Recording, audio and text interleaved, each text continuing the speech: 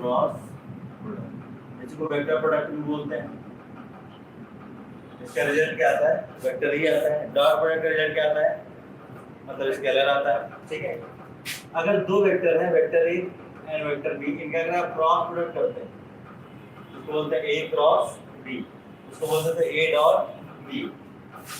It equals to the magnitude of A, simply इसको ऐसा लिख देते हैं magnitude of B into sin theta, ये हो जाता है m पर। सुनिए, अगर ये एक वेक्टर है तो इसके पास दो चीजें होंगी, मैग्नीट्यूड होगा एज वेल एज डायरेक्शन भी होगा। ये जो पूरा हिस्सा है ना, ये क्रॉस प्रोडक्ट का मैग्नीट्यूड है।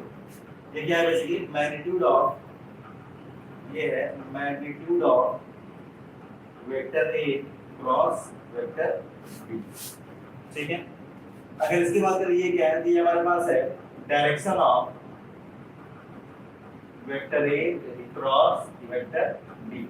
इसको लिखने का तरीका एक और है, एल कैप को हम ऐसे भी लिख सकते हैं, ए क्रॉस बी कैप भी लिख सकते हैं। ठीक है ना, क्योंकि ये कैप है ये यूनिट वेक्टर है, यूनिट वेक्टर सिर्फ और सिर्फ डायरेक्शन बताता है, मैग्नीट्यूड में कोई कंट्रीब्यूशन नहीं करता। एग्जांपल हमने बताया था, कोई आपसे पूछता है कि मान लीजिए संकेत नगर का रास्ता किधर है, तो रास्ता बताएंगे, जाकर पहुंचाकर तो नहीं आएंगे, बस बताया ना ऐसे सीधे चले लेफ्ट राइट चले जाइए, बस यूनिट वेक्टर का उतना ही काम है, मैग्नीट्यूड में कोई कंट्रीब्यूशन नहीं।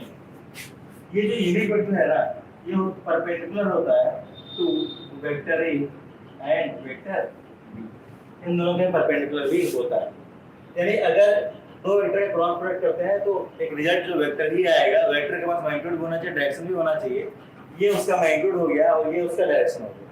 डायरेक्शन मतलब ए क्रॉस बी का, ए और बी इंडिविजुअल का नहीं, उनके क्रॉस प्रोडक्ट का डायरेक्शन।